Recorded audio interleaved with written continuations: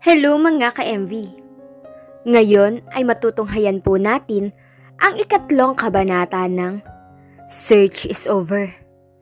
Pero bago nating simulan ang ating storya, ay paki-like at share po sana ng ating video. Paki-click din ang subscribe button at bell icon para lagi kayong updated sa mga parating ko pang uploads. May problema ba? Tanong kay Stephanie ni Gilbert. Dahil matagal siyang natigilan. Wala. Ihahatid mo na ba ako ngayon sa NBI? Hindi pa. Dito ka muna. Aalis ako uli. Huwag kang umalis dito. Okay. Bumalik siya sa kanyang silid at nahiga sa kama. Malambot na malambot yun kaya komportable na komportable siya. Maraming gabi na rin na wala siyang mabuting tulog dahil sa pagtatago niya kaya sabik na sabik siya sa tulog. Sa kabila ng alalahanin, ay nagawa niyang matulog ng mahimbing. Nang magising siya, ay nakatayo sa paanan niya si Gilbert at nakatitig sa kanya. Sumandal siya sa headboard ng kama. Anong balita? Tanong niya na nailang sa sitwasyon. Bakit ba ito pumasok sa kwarto niya? Hindi yata yun tama dahil lalaki ito at babae siya. Kahit pa bahay nito yun, ay entitled pa rin siya sa kanyang privacy. Pero siguro ay hindi na nito naisip ang mga ganoon dahil sa pagiging impotent nito. Feel good? Ang sagot nito. Hindi mo mararanasang matulog sa kulungan. Umamin si Jenny na siya ang pumatay sa papa niyo. Totoo? Pakiramdam niya ay saglit na tumigil sa pagtibok ang kanyang puso. Kusa siyang sumuko sa mga alagad ng batas. Malaya ka na. Naiyak siya sa relief. Thanks God. Babalik na tayo sa resort para ayusin ang kasal natin. Oo nga pala, may kasunduan sila. Ikakasal siya nang hindi nararanasang magka-boyfriend. Hindi niya masabi kung maganda yun o hindi. Pero dapat niyang isipin na maganda nga yun dahil matutupad naman ang pangarap niyang maging virgin forever. Na-amuse siya sa kanyang sarili. Bata pa siya ay naririnig na niya ang usap-usapan ng mga tao na ang babaeng birhen ay lubos na pinagpapala. Banal daw ang mga ito sa mga mata ng Diyos. Naniniwala siya roon. Kaya naman, nakatatak na sa isip niya na kailangan niyang manatiling birhen hanggang kamatayan. Maliban sa kailangan mo ng asawa, wala na bang ibang dahilan kung bakit mo ako inofera ng kasal? Tanong niya. Hindi niya alam kung bakit parang may iba pa siyang gustong marinig mula rito. Ang iba pang dahilan ay si Naomi. Gustong-gusto ka niya. Bihira yung mangyari. Naiinis yun sa mga babaeng nakikipaglapit sa akin. Oh, I see. Tangon niya sabay sapo ng kanyang baba. Inisip niya kung ano kaya ang nakikita ng paslit sa kanya at nagustuhan siya. Siguro ay ang inosente niyang muka. Marami na akong pinakilalang babae kay Naomi. Pero lahat hindi nakapasa sa kanya. Ganun ba? Para palang scanner si Naomi. Sinasala niya mga babae. Malakas ang pakiramdam ni Naomi sa mga tao. Wika nito. Nasesense niya kung mabuti ang isang tao o masama. Hindi pa sumablay ang instinct niya kahit minsan. Mabuti naman talaga siyang tao. Gusto nga niyang maging banal. Wala na rin naman akong balak na pakasalan ng mga babaeng yun dahil nga sa kalagayan ko. Kahit impotent ako, ayokong pinagtataksilan. Bagay na hindi imposibleng mangyari kapag nagpakasal ako sa isang normal na babae. Nag-react siya sa huling sinabi nito. Ibig mong sabihin abnormal ang tingin mo sa akin? I don't know. Sa buong buhay ko ngayon lang ako nakatagpo ng isang babaeng katulad mo. I think wala kang katulad. Siguro nga, unique nga siguro talaga ako. Maswerte ka at ikaw nakatagpo sa akin. Ang reaksyon nito ay alanganing maiiling at alanganin ding ma-amuse. Pero sa tingin niya ay mas nangibabaw ang amusement sa damdamin nito. Ikinatuwa niya yon. Miss Stephanie, can I call you mommy? Salubong sa kanya ni Naomi nang dumating sila ni Gilbert. Humalik agad ito sa kanyang pisngi. Sige, sagot niyang nakaramdam ng awkwardness. Kanina, habang sakay sila ni Gilbert ng helicopter, ay nakakadama siya ng kakaiba. Sa tuwing nagkakadikit ang mga balat nila, kaunting sagi lang nito sa sikon niya ay para na siyang nakukuryente. Hindi niya maintindihan. Hindi niya yun dapat na maramdaman at ayaw rin talaga niyang makaramdam ng ganoon. Dahil ayon sa mga romance novel na nababasa niya, ay nagsasaad ito ng pag-ibig. Yung ganong pakiramdam. Yes! Sabi ni Naomi na tuwang-tuwa. Nagpakarga ito sa kanya at niyaya siyang maglaro sa silid nito. Si Gilbert ay bumalik sa hotel. Sinabi ko kay Daddy na gusto kitang maging mami. Wika sa kanya ni Naomi habang naglalaro sila ng Barbie doll sa silid nito. Sabi niya, oo raw. Ako raw ang flower girl. Yes, ikaw ang flower girl namin. Wika niyang sinapo ang magkabilang baba. Inimagine niya ang magiging hitsura niya kapag nakasuot na siya ng wedding gown. Ang ganda-ganda siguro niya at si Gilbert naman ay tiyak na lalong gumwapo. Napuno ng excitement ang kanyang puso. Parang hindi na siya makapaghintay na ikasal sila ni Gilbert. Sa wakas, kumpleto na ang buhay ko. Wika ni Naomi na bakas ang kasiyahan sa mukha. Saka hindi na rin makikipag-date ang daddy ko sa kung sino-sinong babae. Uwismid ito. I don't like those women. They are flirt. That's bad, wika niya. I mean, that's a bad comment. I know, pero totoo naman ang sinasabi ko. Flirt talaga ang mga babaeng yun. They wore daring clothes. Yung miniskirt na bakat yung kurba ng kanilang balakang. Ikaw ha, ang bata-bata mo pa, galing-galing mo nang mamintas. Critics ka siguro paglaki mo. Maybe. Tango nito. Dahil bata, ay agad na bumalik sa paglalaro ang atensyon nito. Nagpakapagod sila ng husto sa paglalaro. Nagbaka-bakahan sila. Sumakay ito sa likod niya, kaya naman hinihingal siya pagkatapos. Humingi ito ng makakain sa kanya. Uuwi mamaya si Daddy para mag-dinner. Wika nito. Siya ang nagluluto ng pagkain namin kasi wala kaming stay-in maid. At sino naman ang naglilinis ng bahay at naglalaban ng mga damit nyo? May cleaning lady kami na pumupunta twice a week. I see. Hindi mo ba kami ipagluluto? Tanong nito habang sapo ang baba. Oo nga pala. Nagtungo siya sa kusina at sumunod naman ito. Ito mismo ang nagsabi kung ano ang mga putahing dapat niyang lutuin. Ito pa ang naglabas ng mga karne at gulay mula sa ref. Dapat masasarapan si Daddy sa luto mo. Wika nito. You have to prove him that you worth it. Worth as what? As his wife. Tiningnan niya ito. Bakit mo nga pala ako gustong maging mami?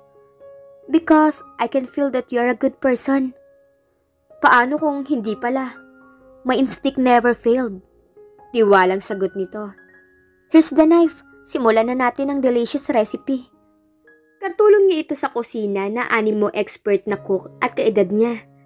Sa maraming bagay ay mas marunong pa ito sa kanya. Kung ganitong klaseng bata nga naman, ay hindi imposibleng mamahalin ng husto. Siya nga ay parang nagayuman na nito. Parang under the spell na siya ng batang ito. Eksaktong nakatapos silang magluto nang dumating si Gilbert. Hinila ito ni Naomi sa kamay at pinalapit sa kanya. Come on, Dad! Give Mommy a kiss! Bigla siyang nag-blush. Naisip niya na napakasira ulo talaga nang nagawa niyang pagtanggap sa offer nito.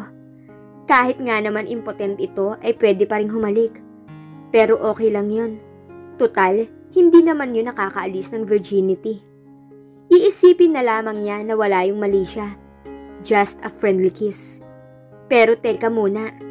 Ang dami-dami niyang iniisip, gayong hindi pa naman siya hinahalikan ni Gilbert. Nakatingin lang ito sa kanya na parang hindi sigurado kung ano ang gustong gawin.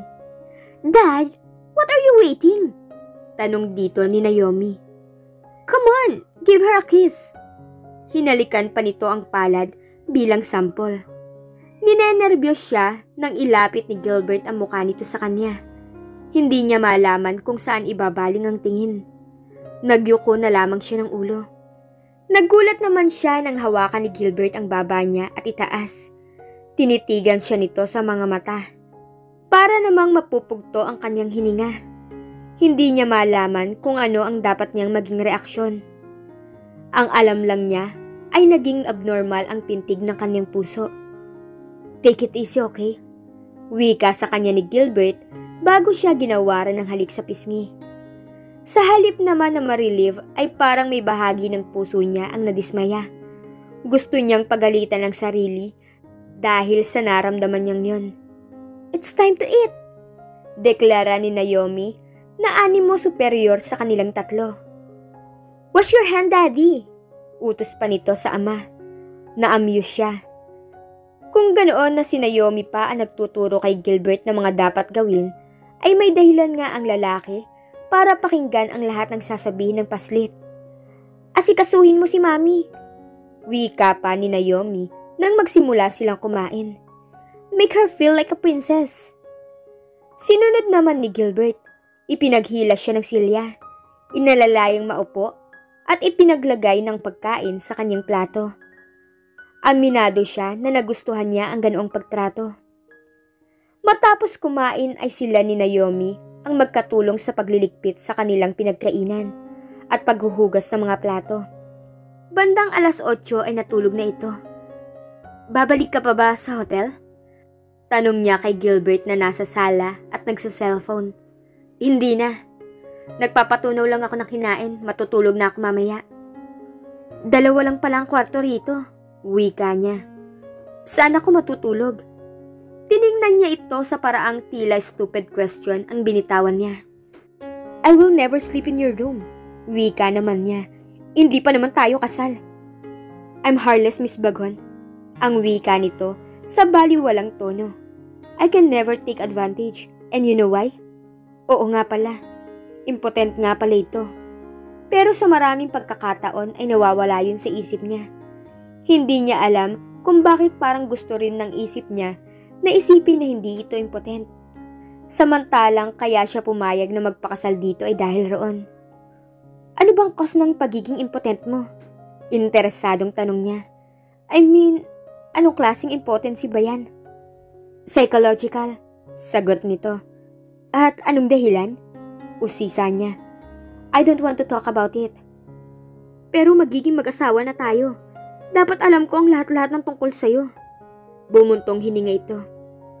Do you really want to talk about it? Oo naman. Sige na, sabihin mo na.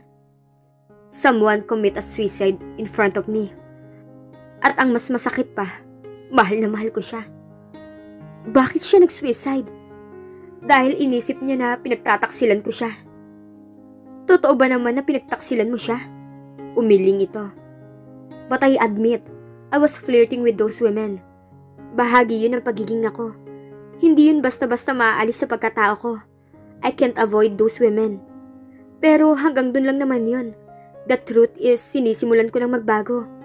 At bala ko na sana siyang alokin ng kasal noong araw na yun na nag-suicide siya. I tried to explain that there was no other woman for me. Pero hindi niya ako pinakinggan. I'm just watching her pull the trigger while pointing the gun on his head. Pumiyok ang boses nito. Nagilty siya at nahabag dito. I'm sorry. Wika niya na hindi malaman kung saan ito hahawakan. Ang alam lang niya ay gusto niya itong i-comfort. Ngunit hindi niya alam kung paano.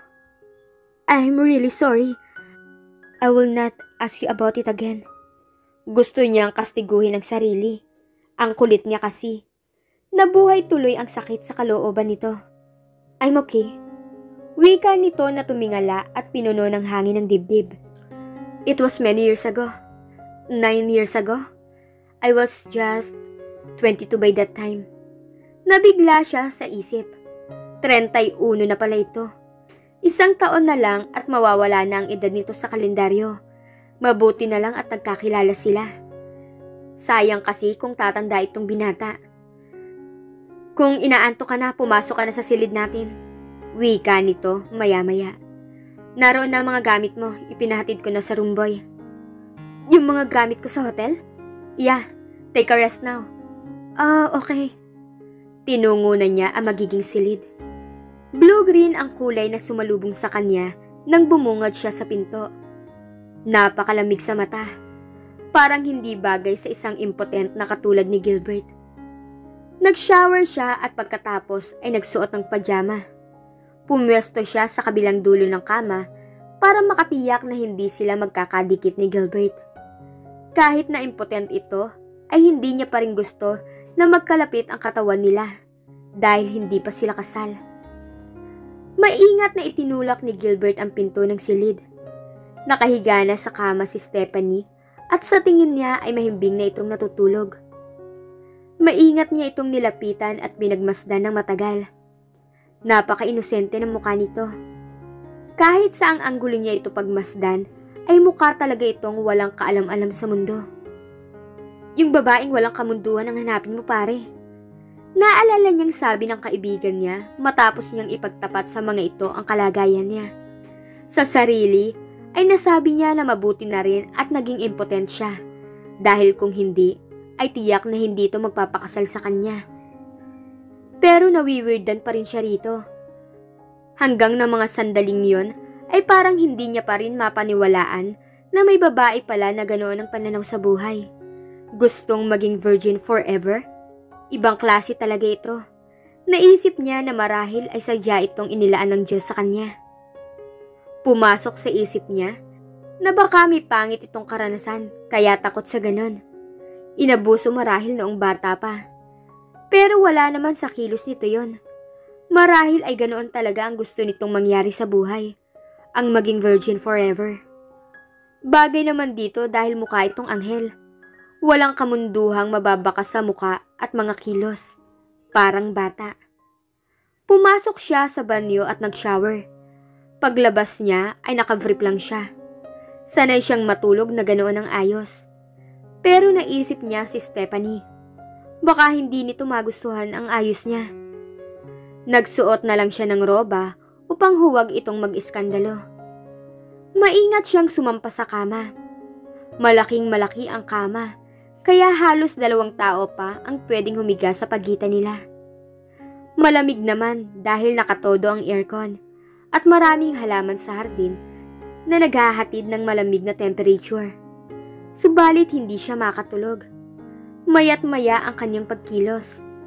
He felt something na hindi niya kayang ipaliwanag. Sa bandang huli, ay umisod siya papalapit kay Stephanie at yumakap dito. At dito na po nagtatapos ang 3 kabanata ng Search is Over. Ano kaya ang naramdaman ni Gilbert para kay Stephanie? At ano ang magiging reaksyon ng dalaga kung sakaling magising ito na nakayakap ang binata? Ang kasagutan, abangan niyo po sa susunod na mangyayari. Maraming salamat po.